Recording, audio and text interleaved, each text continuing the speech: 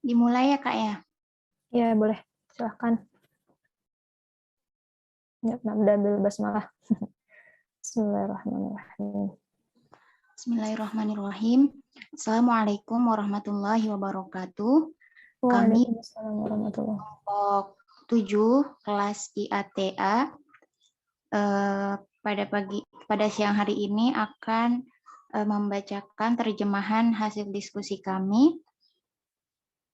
Pembaca pertama saya, maaf Kak Ica, ke atas lagi. Oke, terus.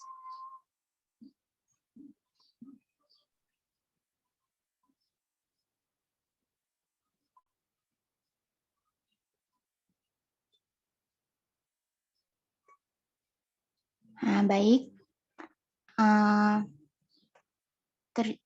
Kalian bisa lihat bahasa Inggrisnya yang di atas. Saya bacakan yang terjemahannya aja. Secara lebih langsung, subteks gender Quran Surah 3 ayat 7 hendaknya terkait isu Maria sebagai dimunculkan di surat Maryam, sebuah teks yang dibaca ulang dalam surat Ali Imran. Teks ini terbukti berhubungan erat dengan persepsi yang diungkapkan dalam kekristenan Timur, di mana patung Maria seperti dapat dilihat dalam ikonografi sebagai contoh mozaik Bizantium dari Istanbul karya Chami. Tidak hanya dianggap sebagai objek perdebatan teoritis, tetapi juga sebagai pendukung yang jelas dari Christian Skandalon. Paradoks dari Kristologi. Hal ini menarik untuk diperhatikan adalah bahwa masalah berupa lokus komunikasi perempuan di kode-kode dalam istilah-istilah term hermeneutik seperti Quran Surah Ali Imran ayat 7 dalam A Central Liturgical Text of Eastern Christianity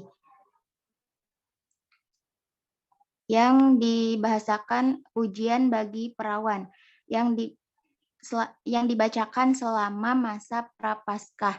Ayat ini berfokus pada fungsi hermeneutikal Maria dalam mengkomunikasikan firman ilahi seperti Al-Quran Ummul Kitab menentang upaya penerjemah profesional untuk menerjemahkannya. Maria membuat bisu para praktisi profesional komunikasi manusia.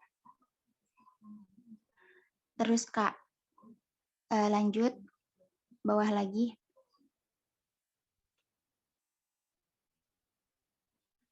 Baik, kita menemukan rektor hebat yang terdiam seperti ikan ketika dihadapkan denganmu, yang melahirkan Tuhan. Mereka tidak dapat menjelaskan bagaimana Anda dapat melahirkan tetapi tetap perawan, akan tetapi dengan mengagumi misteri, dengan keyakinan yang berseru, bersukacitalah kamu adalah hamba Allah, bersukacitalah kamu yang menelanjangi para filsuf-filsafat mereka. Bersukacitalah kamu yang membuat mereka berkata-kata.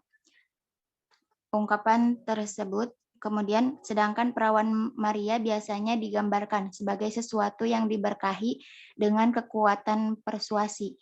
Satu ayat dari nyanyian rohani menyajikan dia sebagai sebuah objek kontroversi dan dengan demikian mendekati gagasan ambiguitas yang begitu penting dalam Quran Surah Ali Imran ayat 7.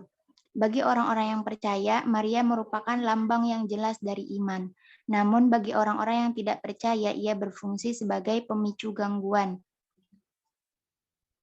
Bersukacitalah kamu yang tidak jelas bagi orang-orang yang tidak percaya. Bersukacitalah kamu yang mempersonifikasikan kesombongan orang-orang yang percaya.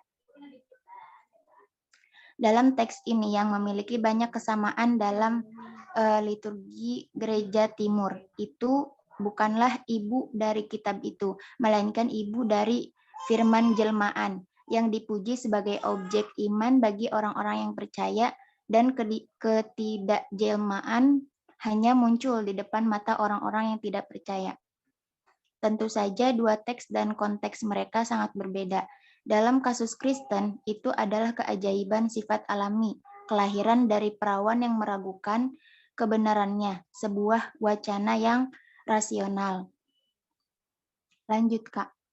Sedangkan gagasan Al-Quran Ummul Kitab adalah konsep yang agak abstrak. Namun dalam kedua kasus, kode perempuan kebenaran berfungsi sebagai surat perintah keaslian. Meskipun problematis untuk mengklaim bahwa Al-Quran teks secara sadar atau tidak sadar menarik pada pujian. Dalam kedua ayat itu ada yang mencolok antara retoris dan ceramah silsilah. Dalam kekristenan timur, kedua ceramah ini merupakan karakteristik utama Maria dan dengan demikian kristologi dalam Al-Quran.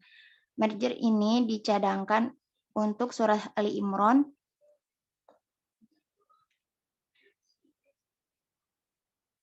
teks par excellence tentang keluarga kudus. Seseorang tentu saja harus memahami seluruh pandangan teologis untuk sepenuhnya menghargai pernyataan ini. Bahkan rujukan Al-Quran dari keluarga suci Kristen melalui penggunaan kembali nama diri dari surah 19 ayat 28.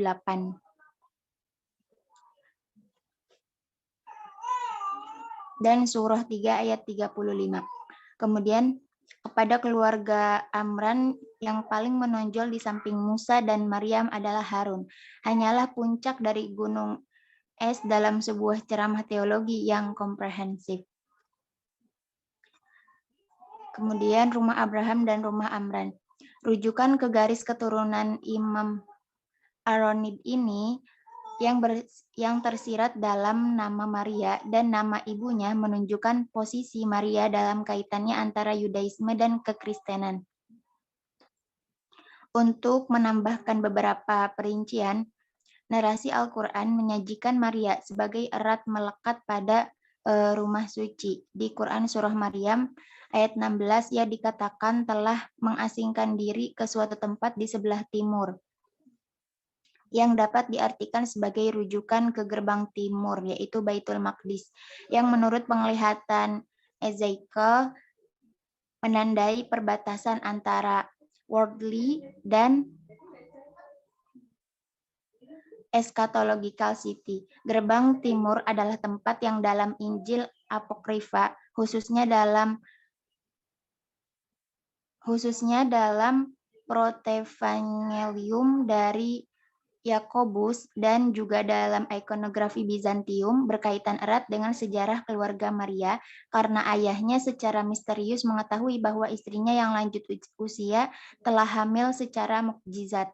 Gerbang timur yang menurut Ezekiel Tuhan telah keluar dari Yerusalem dan meninggalkan kota itu untuk dibinasakan.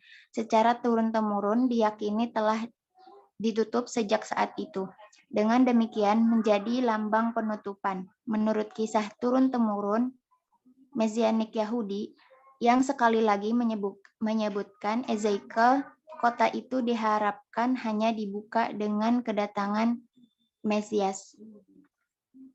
Baik, selanjutnya akan dibacakan oleh Kak Devi ya. Kak Devi ya. Sama aku Kak Erin Agustin. Oh iya, Kak Erin. Aku langsung baca ke bagian bahasa Indonesianya ya. Bismillahirrahmanirrahim. Anglican New Rite, teolog Kristen yang mengadopsi motif ini sehingga menerjemahkan topografi ke dalam fisiologi, menghubungkannya dengan Maria atau Kristus dan mengubah Maria. Melalui tubuh yang Mesias akan muncul menjadi gambar bait suci. Melangkah lebih jauh, Marialah yang sebagai representasi dari bait suci baru gereja setelah bait suci lama. Menjadi kekosongan kehadiran imam dengan putra imam terakhir Zakaria. Yohanes tidak melanjutkan pelayanan bait suci tetapi menjadi cikal bakal atau prodromos. Kristus ditakdirkan untuk menempati tempat mereka di ruang inti kultus. Kristologi dengan demikian menggantikan imamat. Persinggahan Maria di bait suci melambangkan menyalip wilayah religius. Gereja Kristen disajikan sebagai mewarisi situs Yudaisme yang paling suci. Isu-isu ini tentu saja tidak dibuat eksplisit dalam Al-Quran dan tampaknya bermasalah untuk mengasumsikan kehadiran implisit mereka di sana. Namun mereka disinggung, jejak mereka dikontekstualisasikan kembali dalam wacana Al-Quran. Apapun unsur-unsur wacana kristologis yang dapat kita asumsikan kepada komunitas Al-Quran, elemen-elemen ini mungkin harus memenuhi syarat tidak begitu banyak sebagai tidak jelas atau semantik atau ambigu, melainkan sebagai benar-benar paradoks, skandal bagi orang-orang Yahudi dan kebodohan bagi orang-orang Yunani. Untuk kembali ke antagonisme, hermeneutik kita, bagaimana jika oposisi muhkam dan mutasyabih adalah untuk menunjukkan bukan bahwa teologis jelas vis-a-vis teologis bermasalah, tetapi bahwa jelas-jelas vis-a-vis paradoks. Meskipun persepsi Yahudi tentang panim Taurat tidak terkait dengan gagasan paradoks yang nampaknya asing bagi pemikiran Yahudi, itu pasti dapat dimasukkan di bawah kategori ambiguitas sebagai merupakan kasus khusus itu. Pembacaan intertekstual lebih lanjut bagaimanapun akan diperlukan untuk akhirnya memutuskan pertanyaan itu. Rumah Abraham dan rumah Amron.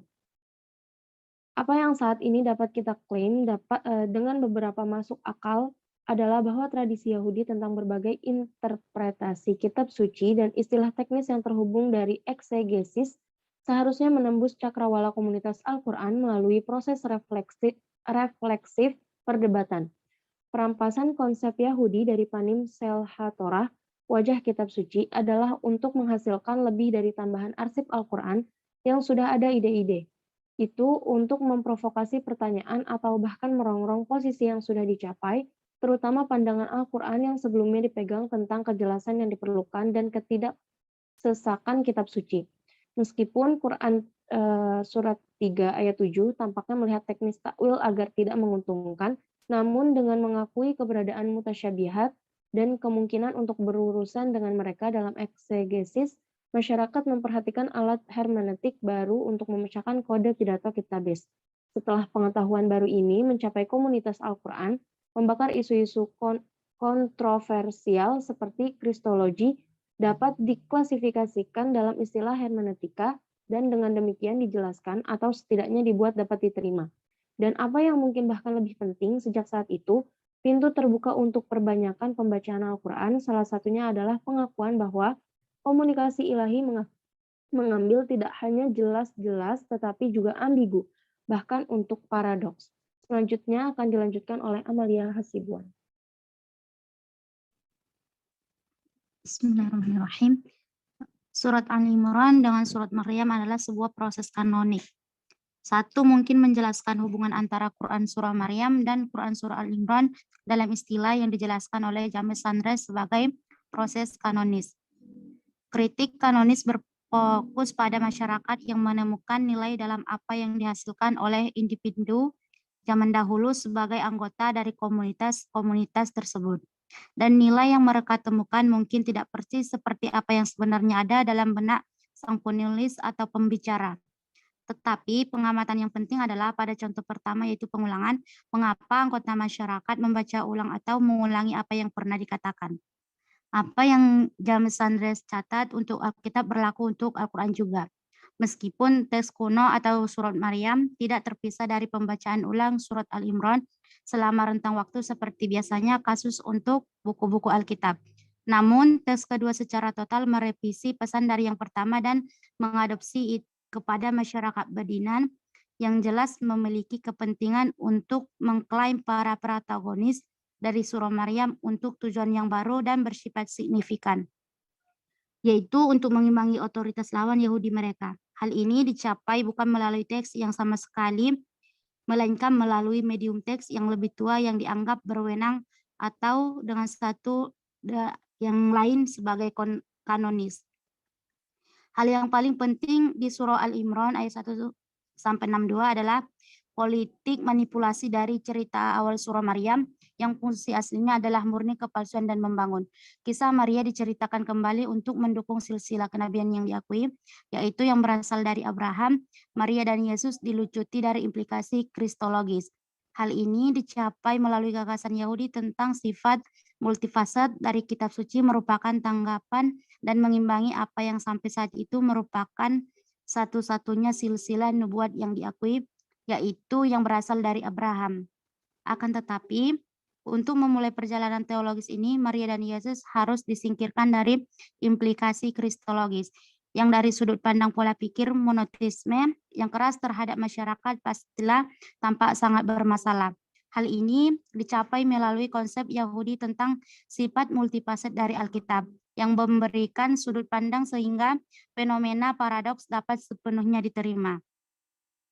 Meskipun Al-Quran pada umumnya mengurangi tidak hanya untuk penghapusan perempuan, sudah terbukti dalam pikiran patristik, tapi juga untuk penghapusan perempuan dari partisipasi dalam apapun. Yang pada pandangan pertama memiliki semua penampilan istilah teknis, tidak mempertahankan beberapa konotasi perempuan yang memiliki keterkaitan hubungan. Perempuan pada satu titik ditutup meskipun bersifat pasif dalam komunikasi pesan ilahi. Dengan demikian, secara perspektif akan menghasilkan persepsi yang lebih rumit mengenai proses wahyu. Memang seluruh bentuk pergeseran wahyu dan metafora perempuan sekarang menyusup ke sebuah ceramah yang sampai saat itu didominasi oleh pengertian laki-laki saja, seperti yang ditunjukkan pada surah Al-Imran ayat 7. Wahyu ditelusuri kembali ke sumber perempuan Ummul Kitab melalui upaya untuk mengklaim kedekatan dengan Al-Imran yang dominan. Komunitas awal diberdayakan untuk mengatasi dominasi tradisi patriarkat Abraham yang memiliki tidak hanya keunggulan tetapi juga alat-alat eksetikal yang canggih dan mutakhir. Upaya ini pada integrasi tradisi non-patriarkat membahayakan sebagai yang dicetak oleh perempuan daripada pengalaman laki-laki. Merupakan tahap penting dalam membentuk pesan Al-Quran yang semua terlalu mudah diabaikan, karena seluruh langkah akhirnya datang dikalahkan lagi oleh paradigma patriarkat Abraham yang luas. Dengan ini dalam benak tidaklah mengejutkan bahwa menjelaskan akhir kata pengantar dari Quran Surah Al-Imran ayat 26, Nabi diminta untuk melafalkan sebuah ayat yang diambil dari kemegahan, nyanyian pujian Maria dari Lukas yang dalam gereja Kristen yang disampaikan sebagai semacam singkatan dari pesan Maria, yang artinya, katakanlah Muhammad, wahai Allah, Tuhan yang mempunyai kerajaan, Engkau memberikan kekuasaan kepada siapapun yang Engkau kehendaki, Engkau memuliakan siapapun yang Engkau kehendaki, dan Engkau menghinakan siapapun yang Engkau kehendaki.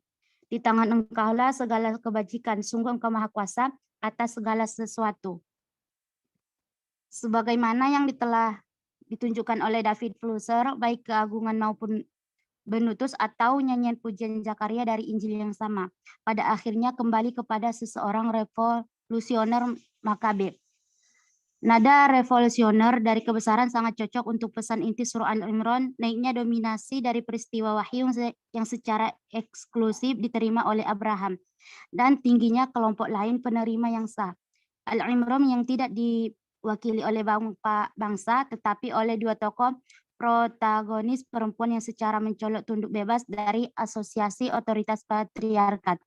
Akan tetapi, mereka dianggap berjasa karena meneruskan tradisi besar lainnya, warisan kuil Israel, garis keturunan Harun, tetapi kata-kata revolusioner bahwa dalam kekristenan milik Maria telah menjadi dalam Al-Quran moto Nabi dengan diumumkannya penyebaran teks ini.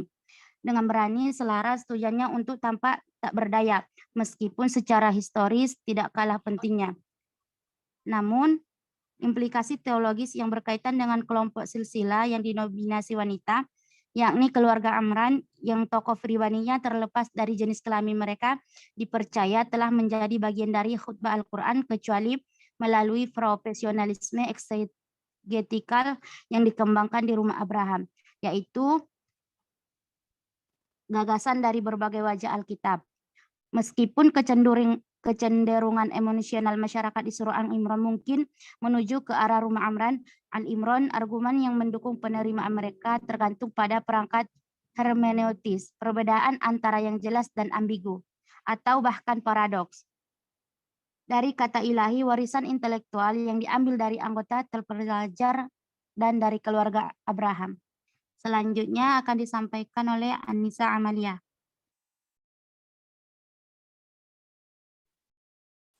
Ya, Oke, sebelum selanjutnya Anda bacakan ya, ini kan sudah ganti tema ya.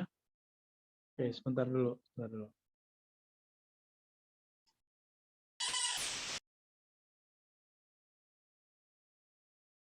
Oke, coba Anda lihat lagi yang sebelumnya. Jadi teks yang English-nya ya. Teks yang English daripada yang dibaca tadi. Saint Mary reflected in the Quranic text ya.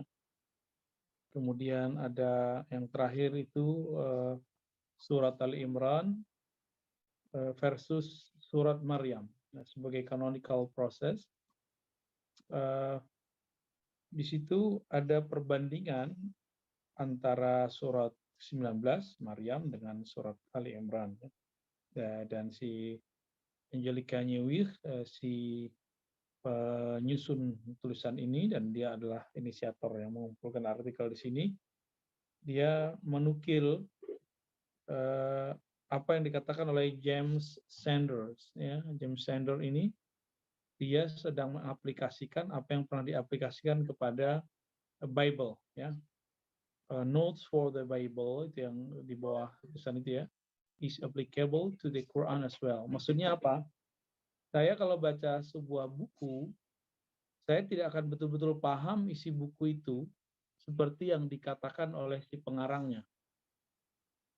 Paling hanya bisa menangkap beberapa bagian. Hal ini juga berlaku ketika saya dan Anda baca Quran, kita tidak akan mampu menangkap semua meaning dari Quran. Kira-kira seperti itu. Itu yang dia ambil dari James Sanders ya. Apa kata dia di situ? What James Sanders knows for the Bible is applicable to the Quran as well.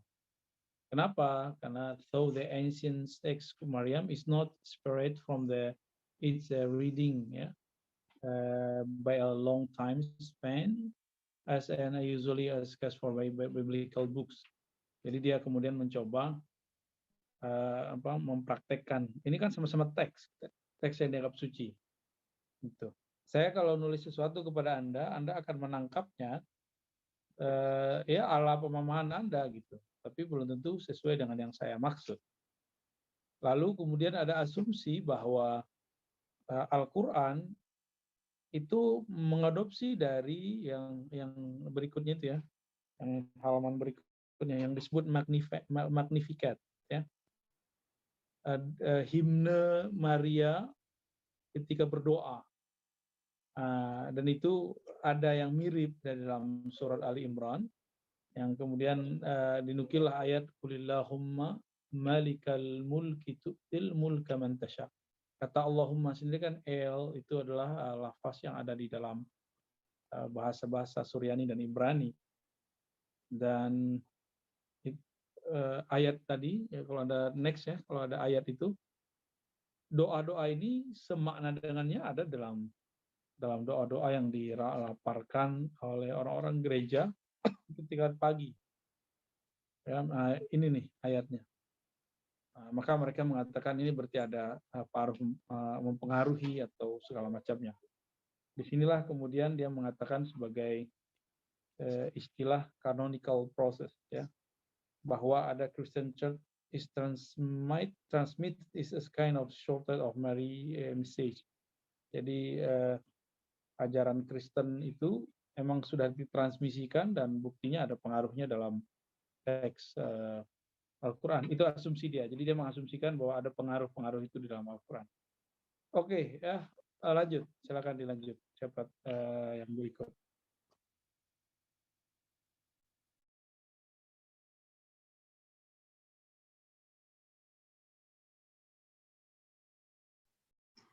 selanjutnya tentang sekilas Mariologi dalam Al-Quran dari hagiografi ke teknologi melalui debat agama politik.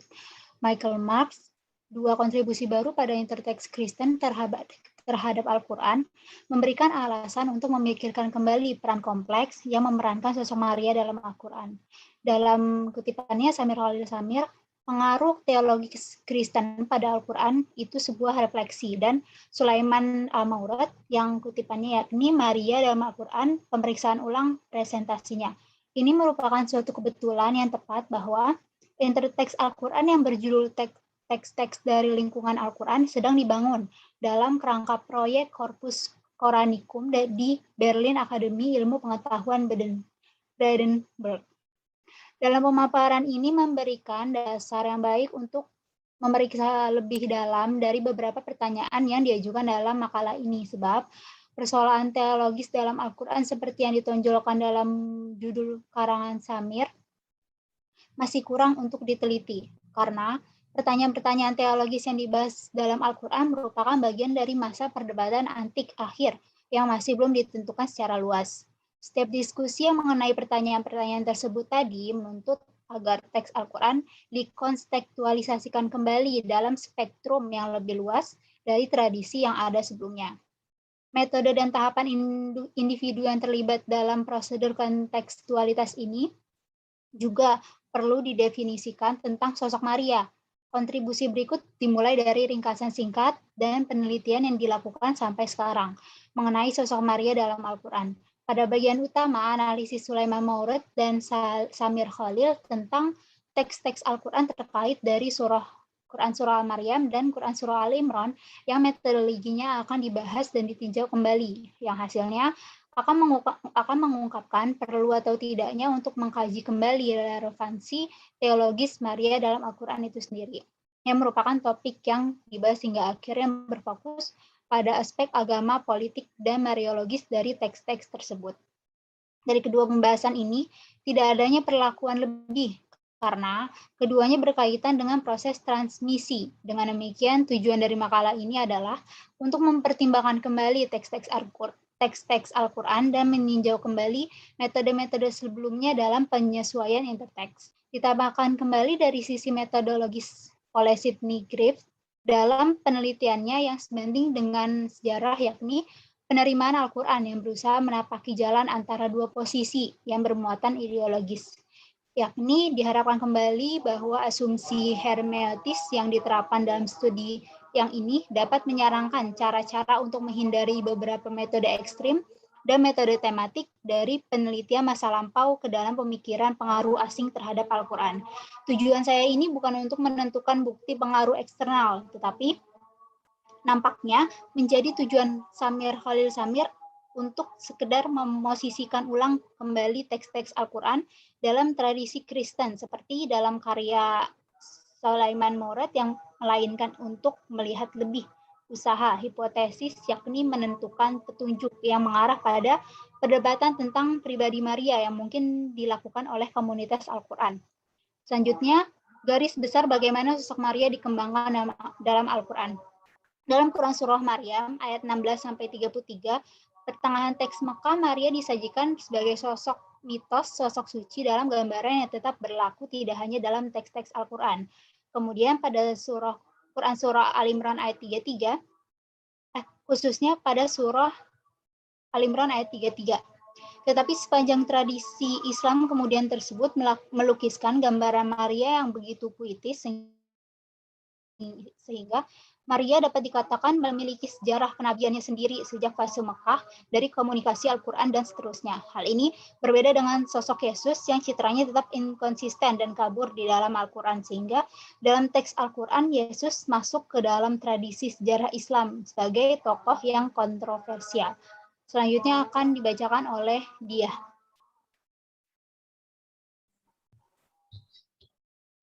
Baik, selanjutnya dalam kisah yang paling berkesan tentang Yesus, yaitu tentang kelahirannya di Quran Surah Maryam ayat 22-33.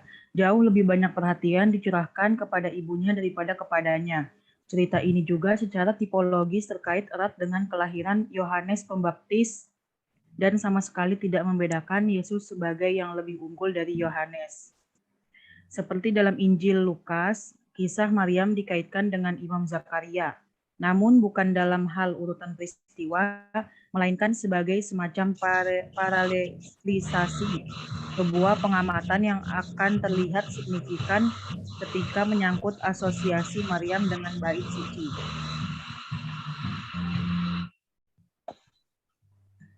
Kisah lama dari Quran Surah Maryam dibaca ulang dan sampai batas tertentu dipolitisasi. Fokus bergeser dari Maryam sebagai figur individu ke signifikansi yang dia miliki sebagai figur sentral dalam silsilah.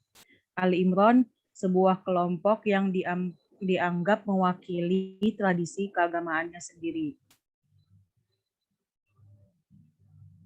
Selain dimensi hagiografis dan politis dari perdebatan tentang Maryam yang telah dijelaskan, kita juga harus mempertimbangkan signifikansi teologisnya sebagai figur antar perjanjian. Maryam menandai antarmuka antara ibadah kuil Yahudi dan konfigurasi ulangnya di gereja, dan dengan demikian berdiri di titik persimpangan antara Yudaisme yang kehilangan kuil dan Kristiani yang mengklaim peran penerus, atau lebih tepatnya jelas dia menandai awal dari kaum Kristiani. Tujuan utama dari kontribusi ini adalah untuk menunjukkan simbolisme yang terkait dengan posisi teologis Maryam di antara dua tradisi yang bersaing pada masa Nabi. Aspek keempat adalah polemik agama. Sebagian besar referensi Madinah tentang Maryam menargetkan Trinitarianisme, signifikansi mereka bagi masyarakat di Madinah, dan tak lama kemudian untuk polemik agama Islam awal hampir tidak dapat ditaksir terlalu tinggi. Ayat-ayat ini dikutip secara luas dalam kesaksian tekstual paling awal yang kita miliki tentang Al-Quran prasasti di kubah batu. Meskipun demikian, teks-teks ini tidak akan dibahas pada saat ini, bukan hanya karena keterbatasan masa kini, format, tetapi di atas segalanya karena kontekstualisasi berbagai potongan informasi yang tersebar di sejumlah surah akan membutuhkan sejumlah pekerjaan awal yang jauh melampaui apa yang mungkin dilakukan dalam satu esai. Selanjutnya akan dibaca oleh Eci Octavia Fitri. Baik. Selanjutnya, keadaan penelitian saat ini. Kisah Maria dalam Al-Quran belum diteliti secara sistematis. Secara umum, apa yang telah dilakukan adalah menjelaskan teks-teks individu secara terpisah satu sama lain, yaitu mengajukan penjelasan terpisah dari dua perikop Al-Quran atas Maryam.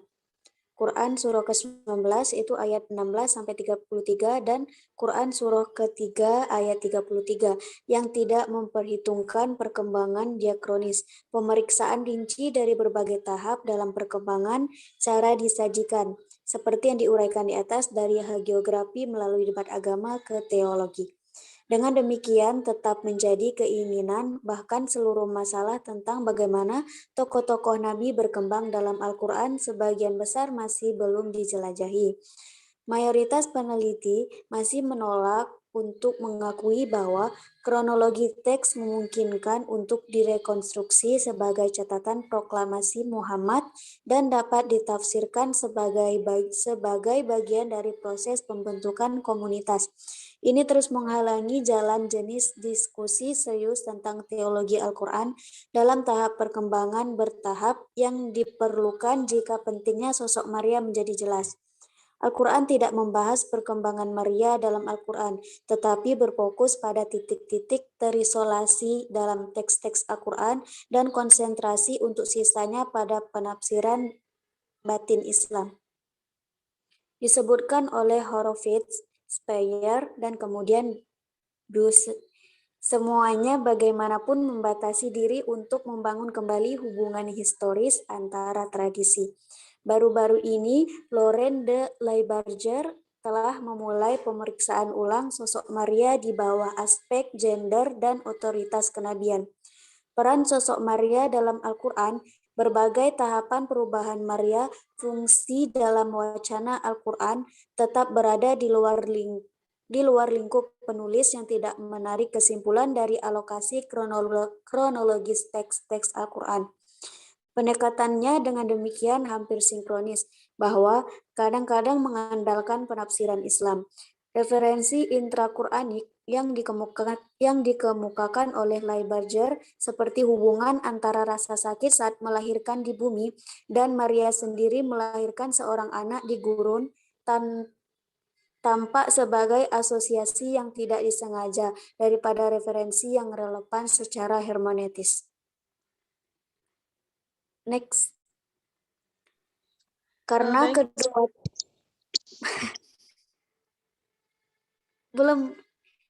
belum Kak. Karena kedua teks yaitu Quran surah ke-19 dan 99 termasuk dalam wacana Al-Quran yang tidak terkait. Leibarger tidak secara sistematis mempertimbangkan interteks pra-Quran yang berhubungan dengan Maria sebagai dirinya sendiri, meskipun ia kadang-kadang mengamati gema dari Protevangelium James. Namun dia berusaha untuk menghubungkan Maria Al-Quran dengan perempuan berselubung matahari dari Wahyu Yohanes. Asumsi referensi semacam itu akan memerlukan pemeriksaan sistematis dari dugaan dimensi apokaliptik dari teks-teks Al-Quran yang sejauh ini tidak ada. Esai itu meskipun tentu saja merintis dan penuh dengan wawasan penting, pada umumnya sangat menderita karena kurangnya informasi teologi seperti yang sangat diperlukan untuk penyelidikan apapun ke dalam sejarah penerimaan seorang tokoh yang begitu sentral dalam tradisi Kristen seperti Maria. Sangat disayangkan bahwa studi Al-Quran masih dilakukan di kalangan sarjana yang agak terisolasi. Dan ini mungkin mengapa karya Samir dan Morad tidak memperhatikan kontribusi berharga Leibarger. Meskipun pendekatan mereka dapat dipahami sebagai upaya untuk memulihkan intertekstual dasar yang hilang dalam esai Leibarger. Artikel Sulaiman Morad dari Helenisme ke Kekristenan dan Islam, asal-usul kisah pohon palem tentang Maria dan Yesus dalam Injil, Pseudo, Matius, dan Al-Quran. Sangat penting untuk memahami interteks yang berkaitan dengan teks-teks Mekah pada Maria yang memperhitungkan dimensi teologis mereka. Tidak puas hanya dengan membandingkan data naratif dengan Injil Lukas dan Injil Apokrif yang sudah diakui secara interteks dalam penelitian sebelumnya. Diskusinya juga mencakup paralel tipologis dalam mitologi agama kuno.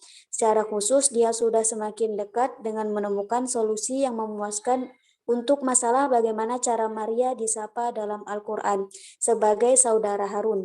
Sementara ini sebelumnya dianggap sebagai kasus tentang identitas yang salah. Studi yang lebih baru cenderung mengasumsikan hubungan tipologis Tuhan menyapa Maria dengan cara yang sama seperti Miriam, saudara perempuan Harun. Selanjutnya akan dibacakan oleh Anissa Nur Iza. Ya baik, selanjutnya. Murad telah menunjukkan bahwa gambar romantis Maria sebagai seorang wanita muda yang melahirkan sendirian di bawah pohon palem di padang pasir dan diberi makan dan dihibur oleh buah-buahan. Ini terdapat dalam Quran surat ke-19. Nah, pendekatan ini sebelumnya hanya mempertimbangkan kesejajaran dengan Injil Lukas yang hanya hasil dari interpretasi istimewa dalam Al-Quran.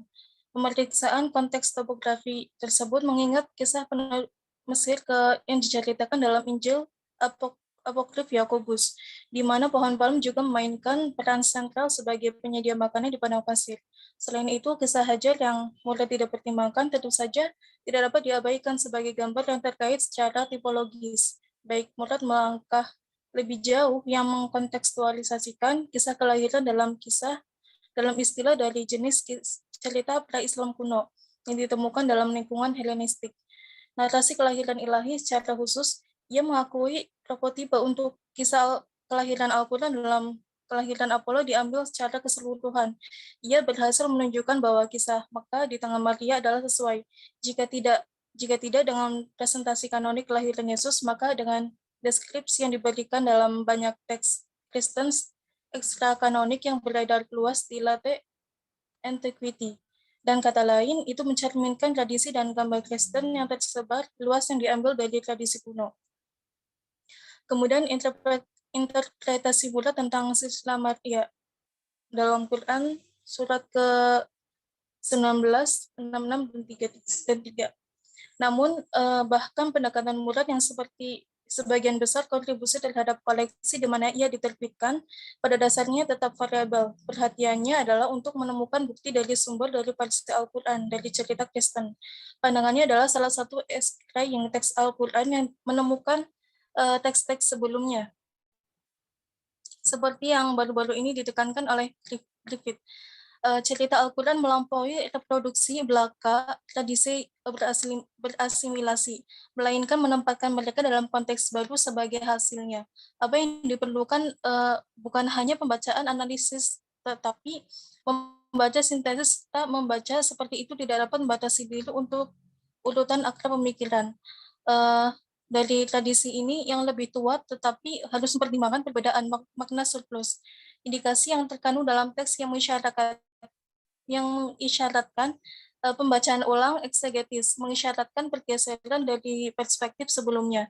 Dalam teks yang sedang dipertimbangkan, indikasi ini di atas semua referensi untuk prototipe teksmen lama yang hadir dalam cerita Al-Quran, tetapi tidak dikenal seperti itu baik dari Injil kanonik maupun non-kanonik. Referensi ini memiliki dalam berubah menjadi bagian dari proses perampasan berturut-turut, sehingga kronologi Al-Quran harus dipertimbangkan sebagai kisi-kisi untuk menyuarakan perkembangannya dalam berbagai adaptasi dari tradisi yang lebih tua, yang telah mengalami metode ini untuk mencari fungsi perbedaan dan mengambil kronologi Al-Quran sebagai parameter. Kemudian hal ini menarik di titik untuk melihat bagaimana Murad mendekati makna surplus ini, yaitu rincian cerita yang melampaui yang ditemukan dalam tradisi Kristen paralel, dan yang jelas menemukan cara di mana teks itu dipahami oleh komunitas Al-Quran, karena itu adalah komentar eksegetis yang tercermin dalam referensi Al-Quran untuk bukti lama, yang menyampaikan target baru dari versi Al-Quran dari cerita, meskipun tidak mungkin untuk menentukan dengan pasti apakah makna surplus ini adalah pencapaian teologi dasar oleh komunitas Al-Quran atau apakah itu sudah dikaitkan dengan cerita Maria sebelumnya dan hanya disesuaikan oleh masyarakat. Namun justru detail eksegetis semacam ini harus diakui untuk membaca Al-Quran secara keseluruhan lapisan hermeneutikal. Murad membahas referensi Maria kepada Harun dalam Quran surat ke-19 bersama dengan dua ayat lainnya yang membuat exception sama, seperti dalam Quran surat yang ketiga, 66, meskipun perhatian utamanya adalah untuk membedakan antara sumber untuk gambar Maria disajikan dalam Quran surat ke-19 periode Mekah, terutama Lukas, Quran ke-33 atau 66 periode Madinah. Dia tidak membahas fakta bahwa Maria sejak awal terkait dengan silsilah Harunit, cukup independen dari tradisi yang mengilhami teks-teks Al-Quran masing-masing. Sebuah detail yang tidak dapat ditemukan dalam salah satu tradisi Kristen yang dia identifikasi, dan akibatnya mungkin diharapkan telah menarik perhatiannya. Selanjutnya akan dibacakan oleh Deviana. Baik, selanjutnya yaitu secara kronologis ayat-ayat tersebut adalah yang pertama Quran Surah Maryam ayat 28 yang berbunyi Ya ukhta Harun ma kana abukim ra'a sau'i wa ma kanat ummuki baghiyah, yang artinya wahai saudari Harun, ayahmu bukanlah orang jahat dan ibumu bukanlah seorang pelacur. Selanjutnya Quran Surah Al-Imran ayat 35 yang berbunyi إذ قالت امرأة عمران رب إني نذرت لك ما في بطني محررا فتقبل مني إنك أنت السميع العليم, yang artinya ketika istri Imran berkata, Tuhan, aku mempersembahkan untuk pelayananmu apa yang ada dalam rahimku, terimalah diriku, hanya engkau yang mendengar dan mengetahui semua. Selanjutnya, Quran Surah At-Tahrim ayat 12 yang berbunyi, Wa Maryam ibnata Imran allati ahsanat farjaha fanafahna fiha min ruhina wa saddaqat bi kalimati rabbiha wa kutubihi wa kanat minal qanitin. Yang artinya, dan Maryam, putri Imran, yang menaruh kesuciannya dan ke dalam rahimnya kami hembuskan roh, dan menaruh kepercayaannya pada firman Tuhannya dan kitab-kitabnya dan benar-benar saleh. Selanjutnya, Murad mendukung perjalanan tentang anggapan Al-Quran, tentang hubungan Maria dengan keluarga Imran dalam istilah alegoris yang bersikeras bahwa itu bukan referensi silsilah atau tipologis langsung ke Imran dan Harun.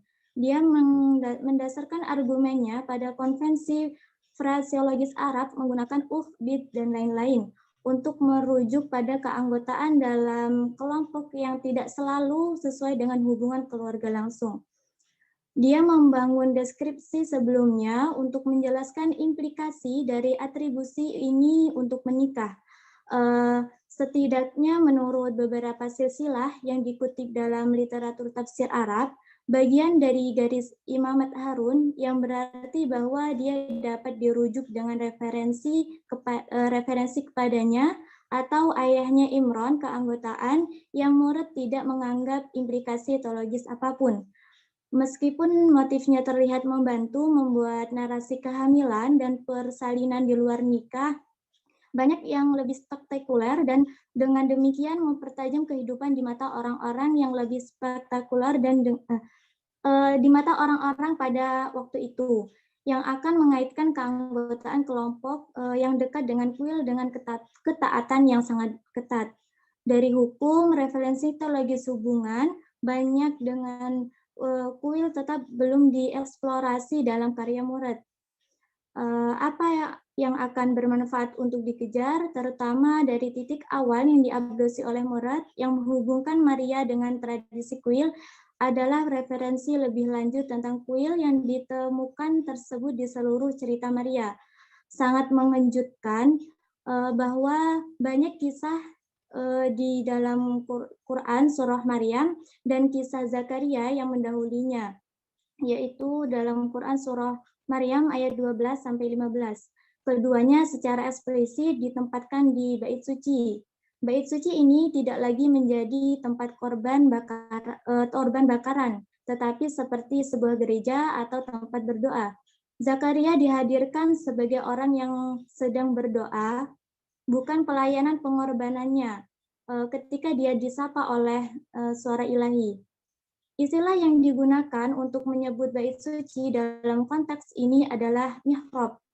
Berbeda dengan ayat-ayat yang merujuk pada orang Yahudi dan yang mungkin kuil Sulaiman, yang dalam Al-Quran disebut dalam Quran surah Al-Isra ayat 7, sebuah tempat yang bahkan berperan dalam biografi Nabi, menjadi sasaran perjalanan malamnya. Mihrab, istilah yang digunakan untuk menggunakan bentuk arsitektur melengkung atau struktur berkanopi muncul terutama dalam konteks di mana tradisi Kristen sedang dibahas, yaitu dalam Quran surah Maryam ayat 11, terus Al-Imran ayat 37 dan 39. Sementara Injil Lukas menempatkan kisah Zakaria di bait Allah, tetapi menempatkan kisah banyak orang di sebuah rumah pribadi di Nazaret. Al-Quran yang menyatakan kisah Maria di bait Allah, yaitu atau mihrab sejak awal, seperti halnya Injil Yakobus, di mana seorang malaikat memberinya makanan. Selain untuk bait suci, hanya disinggung atau menonjol yaitu gema membuat yang berkaitan dengan gerbang timur dari area bait suci yang ditutup dan hanya akan dibuka oleh Mesias.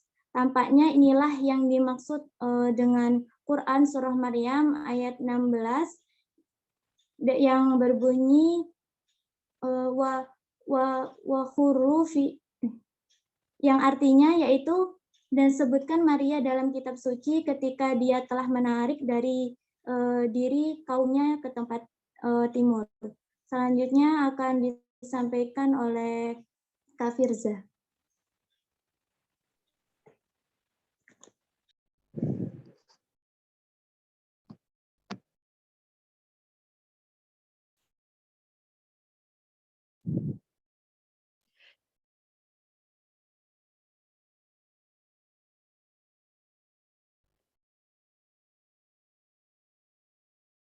text of the Syriac tradition.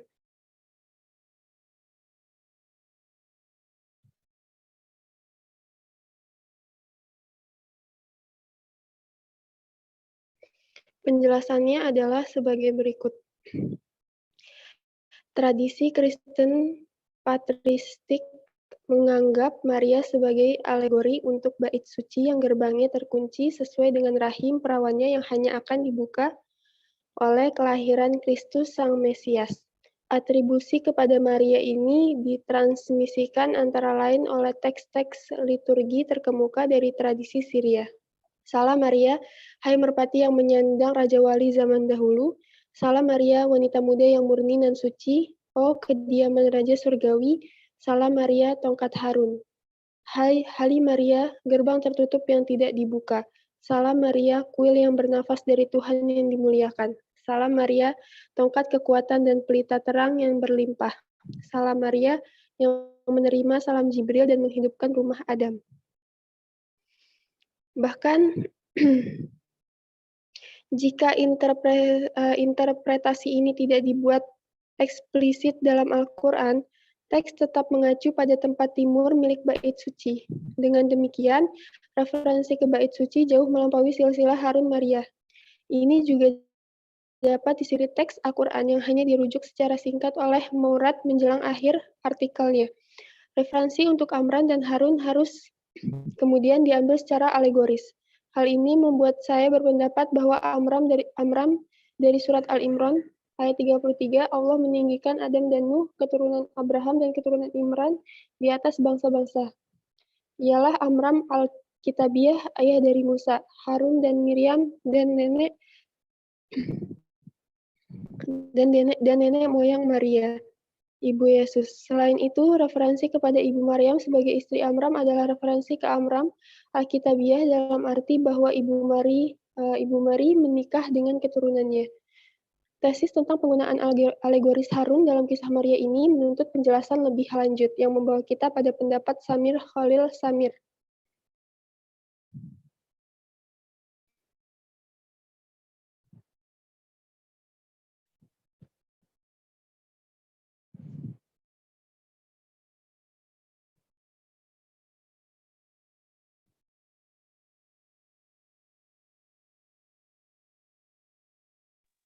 Ya, lanjut. Apa lagi? Baik, cukup sekian presentasi dari pemakalah kami, dari kelompok kami. Mungkin selanjutnya bisa kami serahkan kepada Bapak, kepada beliau, kami persilahkan.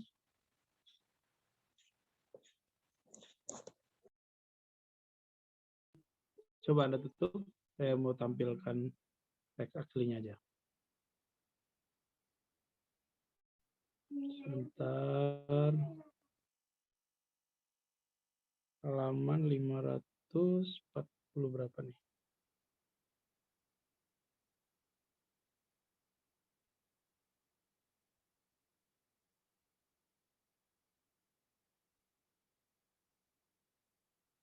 Oke. Nah, ini sekarang ada kajian mengenai Mariologi. Nah, ini istilah yang menarik juga nih ya. Mariologi in the Quran, from the hagiography to the theology. Dari hagiografi kepada teologi keyakinan. Nah, dan ini via religious political debate. Melibatkan politik keagamaan. Di sini ada fokus pada dua tulisan, satu Samir Khalil. Nah, ini orang yang tulisannya ada di dalam ini ya. Kemudian Sulaiman Murad. Kan Murad ada apa enggak ya? Saya coba cek sebentar. Jadi Michael Mark dia sedang mencoba mengeksplorasi tulisan dari orang ini.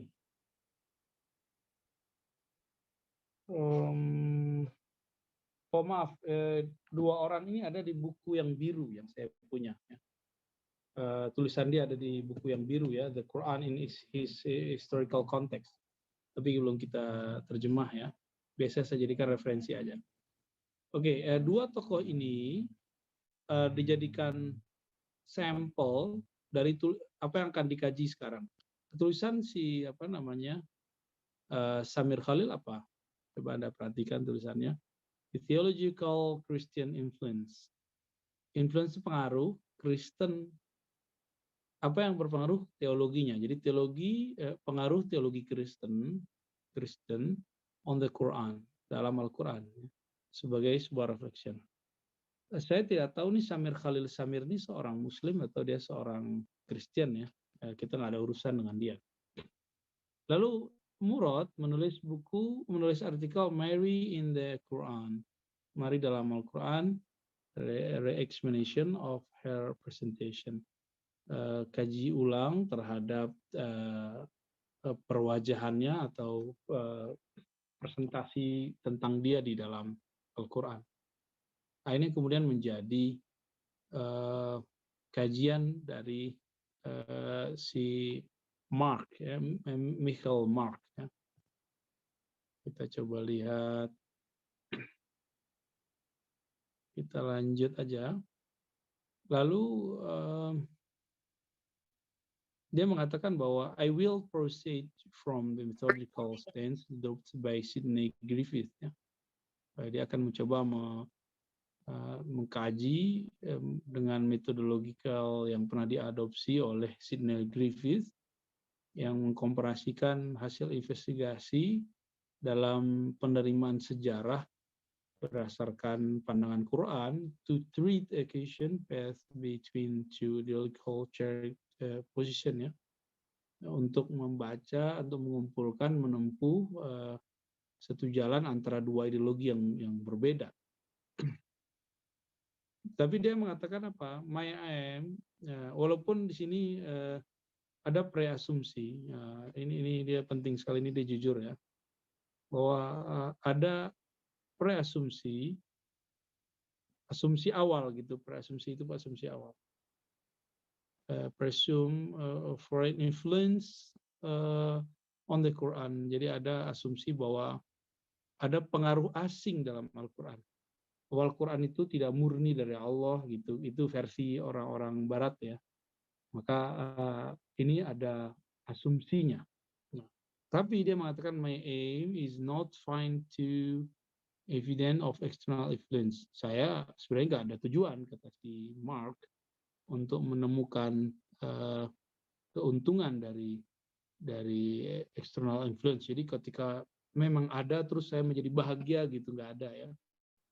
Dia cuma pengen eksplorasi aja. Kita kan terlalu suzon dengan mereka ketika menyebutkan ada pengaruh asing terus kita mau agama kita mau dirusak. Nggak ada urusan itu dengan si Mark ya. Nah ini kajiannya si Samir Khalil, not merely position Quran text within Christian tradition. Samir Khalil tidak hanya mereposisikan Quran text dengan tradisi Kristen sebagaimana diusahakan oleh Murad, tetapi juga embark on a more hypothetical venture ya, to discover clue pointing to debate about the person of Mary that the Quranic community might have engaged. Jadi dia juga mencoba mengkomunikasikan dengan komunitas-komunitas Al-Quran, artinya para mufassir. Lalu dia mengatakan an outline of how the figure of Mary is developed in the Quran. Outline bagaimanakah figur Maria dikembangkan dalam Al-Quran. Nah, outline itu ya Anda menulis outline itu daftar, kisi-kisi atau bagan. Nah, ini fokus, coba Anda lihat surat 19 dari ayat 16 sampai 33. Ini jadi fokus ya. Kemudian surat 3, surah Al-Imran ayat 33. Nah, ini jadi fokus. Nanti ada satu tambahan surat lagi sebenarnya.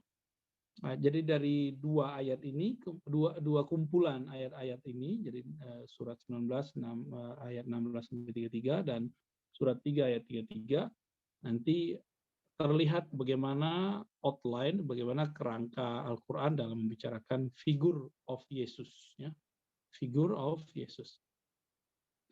Nah, kemudian diceritakan di situ bahwa ada cerita Yesus, Zakaria, dan lain sebagainya. Ya. Kemudian dia sampai kepada in addition to the hagiographical and political dimension of the debate about Mary. Ya. Jadi Mary ini sebenarnya dekat ke tradisi apa? Tradisi Church atau Jewish Temple. Nah, ini yang kemudian dia coba lihat ya. Terus di dalam Al-Quran, most of numerous Medinan reference to Mary target Trianitism. Ya, ini penting sekali. Jadi dalam tradisi kita, sosok Maryam itu dianggap sebagai bagian dari Trinitas. Ya. Ini yang digambarkan di dalam Al-Quran mengenai sosok Maria. Ya, kita coba lihat yang lain. Lalu bagaimana dengan penelitian sekarang? Story of Mary the Quran has not yet been systematically researched. Ya, ada kajian-kajian terbaru masih di ayat-ayat yang sama. Kemudian ada orang yang mengkaji, namanya Lauren de Liebarger. Ya, ini dia, si Lauren. Dia sedang mengkaji itu terhadap ada figur of Mary is to become clear, ya, supaya figur Mary itu, Maria, menjadi lebih clear. Fokusnya masih di ayat yang sama. Nanti perdebatan mereka tentang Maria itu kan ada Harun. Ini satu. Dua, kisah mengenai ibu Maryam disebut Imra'atu Imran. Imra'at Imran. Lalu yang ketiga baru Ibnat, ya, Imran. Nah, di sini ada, coba lihat Harun, ya, Harun, Imran, Imran. Ini apakah Harun yang dimaksud Harunnya Nabi Musa? Apakah Imrannya Imran ayahnya Nabi Musa atau tidak? Ini yang menjadi perdebatan nanti. Ini yang boleh eksplorasi oleh si Mark mengenai tulisan dua tokoh tadi, Samir dan Murad. Ya, kira-kira ini. Nah, ini juga dicara empuk juga oleh kelompok-kelompok misionaris untuk menghantam Al-Quran, bahwa Al-Quran ini salah mishistoris gitu, salah sejarah. Padahal mereka nggak paham.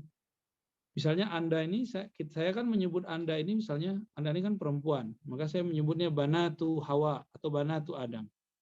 Saya sebut misalnya Anda ini Banat, ya, Banatu Adam. Anak Adam, putri-putrinya Adam. Ketika saya sebut Anda anak Adam, nama ayah Anda kan bukan Adam, tapi ini hanya menunjukkan bahwa kita berasal dari Nabi Adam.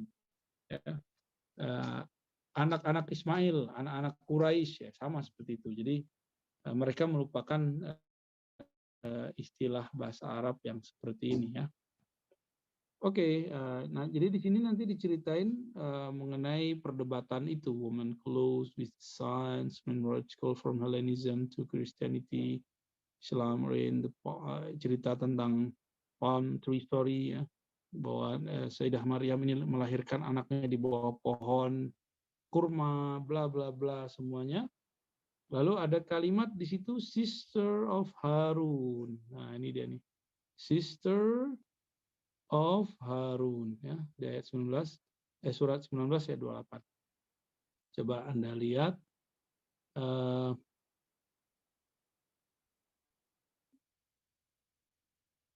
God address, ya, baris paling atas, address Mary in the same manner as Miriam, the sister of Harun. Ya. Kayaknya ditaruh sejajar dengan Maryam, saudara Harun. Ya. Tapi kemudian ini berhasil ditolak, ya. Murad has shown that the romantic image of Mary is a young woman giving birth alone. Ya, jadi dia diimajinkan dengan perempuan yang tangguh melahirkan sendiri di bawah pohon kurma dan bla bla bla bla ya. Juga ada story of Hagar ya, kalau di Islam kita juga ada story cerita Sayyidatuna Hajar kan juga melahirkan sendiri ya. Kemudian moral interpretation of genealogy Mary. Jadi sebenarnya benarkah Mary itu ukhtu Harun atau ibnatu Imran? Nah, di sini Anda coba lihat ini ayat tadi yang dibaca ya. In Chronicle oral the verses ya ukhtu Harun, kan ada tuh kalimatnya. Tadi saya sudah sebutkan ya. Ya ukhta Harun. Yang pertama nih. Yang kedua, qalat imra'atu Imran. Ini ibunya Maryam. Wa Maryama ibnata Imran. Ada tiga berarti ya. Eksplorasi mengenai Sayyidatuna Maryam. Pertama sebagai saudara, sister, ini sister. Yang kedua cerita tentang ibunya. Yang ketiga dia sebagai putri Imran. Maka kemudian disebut Al-Imran, House of Imran, keluarga Imran. Nah ini yang kemudian menjadi concern. Apakah benar dia saudara Harun atau sebenarnya dia keturunan Harun? Apakah benar dia anak Imran langsung atau dia keturunan Imran gitu? Kira-kira begitu yang mau dijelaskan oleh si Samir lalu dilirik oleh Mark ya. Terus ada cerita itu Zakaria dan lain sebagainya ya. Intinya sederhana bahwa dia ingin mencoba melihat perbedaan bacaan antara Christian text dengan Quranic text, bahwa this status of the allegorical use of the Harunites in the Mary story demand for the explanation which lead us to Samir Khalil ya. Nanti dia berkaitan juga dengan penemuan si Samir Khalil bahwa ini hanya menunjukkan lineage sanad silsilah. Jadi bukan berarti dia saudara Harun beneran saudara Harun, tapi ini kata kuncinya ada di sini. Mary's Aaronite genealogy, jadi sebagai keturunan Harun, gitu ya. Jadi ini tidak ada urusannya dengan merusak image Quran, tapi sedang membanding-bandingkan saja, lalu mengkonfirmasi maksud daripada Al-Quran, lalu diteliti oleh Samir Murad, lalu dikonfirmasi dengan teks-teks Kristen. Kira-kira seperti itu. Ini yang dieksplorasi oleh Marx ya. Oke. Kita lihat sudah jam 12:30 ya. Barangkali ada yang mau ditanyakan, silakan. Ada yang mau ditanyakan?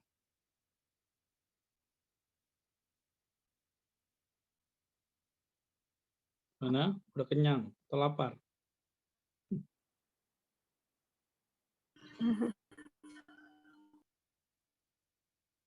Anda kelas dari pagi tadi ya? Iya, Bapak. Iya, Pak. Ya, sudah berarti kayaknya sudah lelah nih. Otaknya sudah tired ini. Oke, nggak apa-apa. Anggap saja baca ini. Saya kenapa memilihkan teks ini kepada Anda supaya kita sama-sama membaca teks ilmiah. Jadi kalau ada orang nanya, kamu pernah baca orientalis? Oh, pernah baca langsung, ini dia. Bahkan kita menerjemah. Paham tidak paham, nanti Anda bakal paham deh. Ini pembahasan biasa, cuma bedanya ditulis bahasa Inggris, gitu aja bedanya. Ya. Pembahasannya sangat sederhana, tapi mereka eksplorasinya yang berat. Kita kan kalau membahas Maryam kan biasa aja. Bagi mereka membahas Maryam itu spesial, karena Maryam itu mother of Yesus, mother of God, itu spesial sekali bagi mereka. Maka ketika ada orang-orang Islam membahas tentang figur the mother of their God, itu mereka pengen bahas juga, pengen eksplorasi maksudnya sih siapa gitu, kira-kira begitu.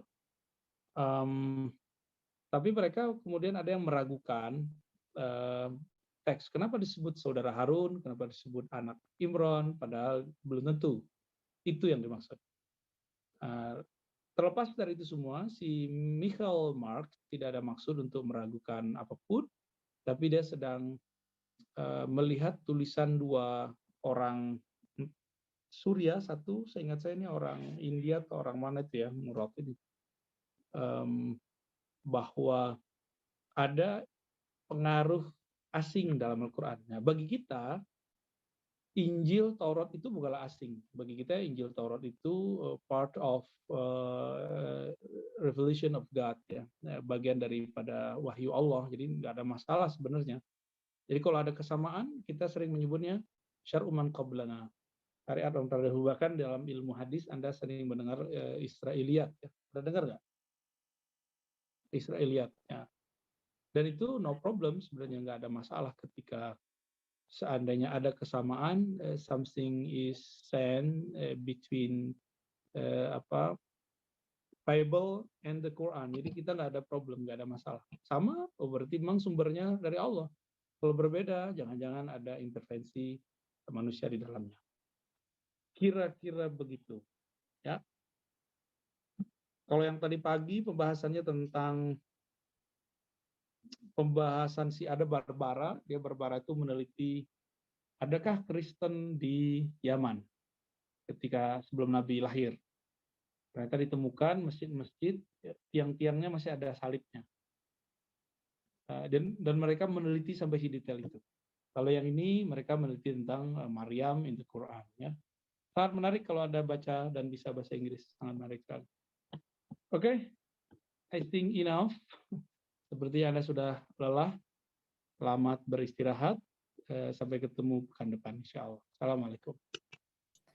Waalaikumsalam warahmatullahi wabarakatuh. Terima kasih banyak Bapak. Terima kasih Bapak. Ya, terima kasih banyak pemakalah.